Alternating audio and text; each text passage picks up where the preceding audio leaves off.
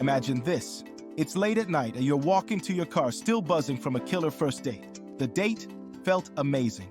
But then, some things she said, kinda off, right? Maybe just nerves, you think. But as you get to your car, it hits you like a punch in the gut. What if the whole night was just her playing you? What if you've been duped? Think you can spot a covert narcissist on a first date?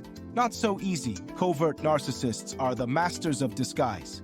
But once you've watched this video, you will have a better understanding of what to look for. You'll learn the subtle and not so subtle red flags. Because leaving a covert narcissist, well really any type of narcissist, is much harder than not having entered into a relationship in the first place. Here's the deal with covert narcissists. It's not about how they think, but how they play the game. Covert means they are much more subtle. They're usually the quiet ones, not the ones making a scene. But don't be fooled. They're just as self-absorbed, just more low-key about it. Now, overt narcissists, they're the loudmouths bragging and showing off. It's in your face, hard to miss. But covert ones, their game is a quiet, calculated arrogance. There are exceptions, of course, but covert narcissists are mostly women. And guys, yeah, they're often the overt ones, but don't bet on it. So what's the bottom line? Narcissism isn't a one-size-fits-all. Covert, overt, male, female. It can be anyone. Stay sharp. Look beyond the surface. Don't get played by the quiet ones. They might not be so obvious, but their game is just as strong. And that makes them more dangerous.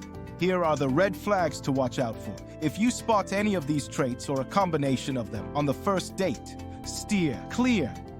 Save yourself years of potential agony.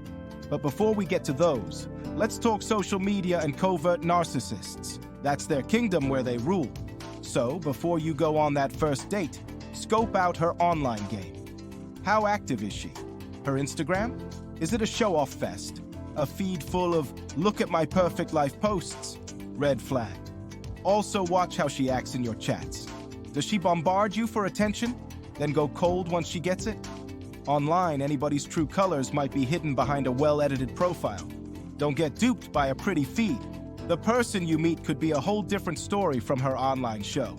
If her social media doesn't scream covert narcissist and your online chats seem cool, sure, go ahead. Take the plunge, go on that first date. But don't drop your guard just yet. Here are some subtle and not so subtle red flags to watch for. She seems very fragile and charming at the same time. At dinner, she can't seem to figure out how to open the menu app on her phone. Acts all helpless, batting her eyes at you for help. It's not about tech skills. It's a show. She's playing the fragile damsel card while charming you into feeling like the hero. She shares a story about a minor mishap in her day, almost in tears, but then laughs it off charmingly. Emotional roller coaster? You bet. She mentions a tough time she's had recently, voice quivering, eyes welling up. Then, she swiftly switches to a charming smile, saying she doesn't like to dwell on the negative. She uses self-deprecation as a way to get validation. You're at a comedy club. She laughs at a joke, then says, "I could never be funny like that, I'm too awkward." Waits for you to disagree to tell her she's hilarious. You compliment her on her outfit, but she shrugs it off. "I'm terrible at fashion, just threw this on." She's expecting you to counter, shower her with compliments. She talks about her job. "I'm just lucky to be there, really, not that skilled." Waits for your, "No, you must be amazing at it." It's not humility, it's a bait for you to boost her ego. She seems to have low self-confidence, and she's constantly seeking reassurance. This is her way to get sympathy and attention.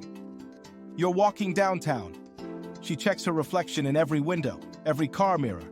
"Do I look okay?" Over and over. It's not about her hair or makeup. She's fishing for you to boost her ego. You're at a coffee shop. She can't decide on her order.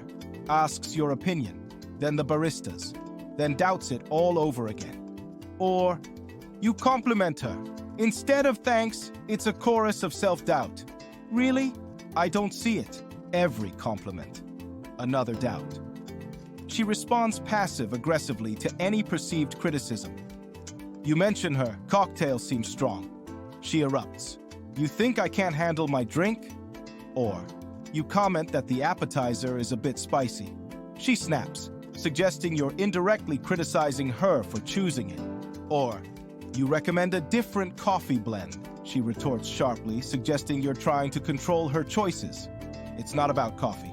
It's about twisting your suggestion into a control issue. Next red flag. She shows microaggression and she makes passive-aggressive comments and backhanded compliments. At a new trendy restaurant, you express excitement about the food. She gives a faint smile. It's okay if you're not used to finer dining. It's not a gentle tease. It's a microaggressive jab cloaked in sophistication. She's not sharing a dining experience. She's insinuating your lack of class. Or here's another scenario. You mention a book you're reading. She responds with a slight smirk. Good choice for casual reading. She's not connecting over literature. She's undermining your intellectual choices. You mention a place you long to visit. She counters, seems like everybody wants to go there lately, doesn't it? It's not a simple question. It's a microaggressive slight. You pick the meeting spot, you get seated. She's quiet at first, nods along. It's a bit loud here, don't you think? She's not uncomfortable with the place. She's unsettling you. Later in the conversation, you mention you like action movies. She responds with, I prefer intelligent films. At dinner, you pick a wine you like. She tastes it, smiles, and remarks how it's interesting for a beginner's palate. Next red flag. She seems self-absorbed. Walking through the park, she stops every 5 steps for a selfie. You start talking about a tough day at work. Before you finish, she jumps in. You think that's bad? Listen to what happened to me. She's talking a lot about her struggles and pain. She's got a story where she's always the victim. Ex-boyfriends? All jerks, according to her. Friends? They've all somehow betrayed her. Family? Never understood her. She's not just sharing, she's fishing for your sympathy. Every tale is designed to tug at your heartstrings. She wants you to feel sorry for her, to see her as this delicate, wronged soul. None of the stories she tells you seem to be her fault. It is always someone else's doing. She uses these stories to gauge how you react, to see if you're the type to jump in and save her. It's emotional manipulation 101. I know it's tough on the first date to check the consistency of her stories, but listen closely to everything she tells you. You might start noticing all these tales start to change, get exaggerated, or they just stop adding up. She is painting herself as the perpetual damsel in distress. Don't be the knight in shining armor. It's a thankless job, and the damsel is not in real distress. Stay alert, question the narrative, and don't get sucked into the sympathy vortex. She loves dogs. No, I mean she really loves dogs. And before you jump up and down and say you don't have to be a covert narcissist to love dogs, let's look at these scenarios. You suggest a stroll in the park.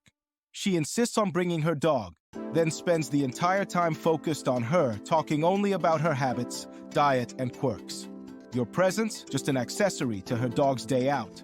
Naturally, she adopted her dog at a shelter, and she wants to make sure you know that.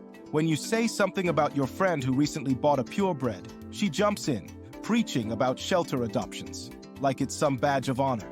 It's virtue signaling. It's not about the dogs. She is showing her moral superiority. Dogs, they're like walk-in, bark-in ego boosts. Perfect for a narcissist's hunger for admiration. They don't judge. They just worship the ground their owner walks on. It's the ultimate narcissist dream, unconditional adoration. She seems bitter. Post-movie, you're sharing thoughts. She mentions, almost offhandedly, how the lead actress only gets roles because of her looks, not talent. Conversation turns to work. She mentions her co-worker who only got a promotion because he's a suck-up. At dinner, the waiter makes a small mistake on the order. She won't cause a scene, but might later remark he probably detests his job, turning a small error to a character judgment. You mention a friend's new startup. She responds with a forced smile. Good for him, though those things usually fail. And here is something most covert narcissists share. What they'll say in public about themselves is very contradictory to who they really are. Listen between the lines, you might see her do the following. She is bragging about being humble or selfless. She might go overboard in claiming virtues like empathy or generosity. Look for mismatches between these claims and her actual behavior during the date. How does she interact with the waiter? Does she show genuine interest in a conversation that is not about her? Do any of her claims sound exaggerated or unrealistic? Observe how she reacts to casual feedback or differing opinions. She might claim open-mindedness, but watch for defensiveness when her views are challenged. Keep these questions in mind when you're reflecting on that first date. It's about reading between the lines and seeing beyond the surface. Now, I want to hear from you. Drop your stories in the comments. What's the most covert op move you've seen on a first date? Let's expose these tactics. Please share your experiences.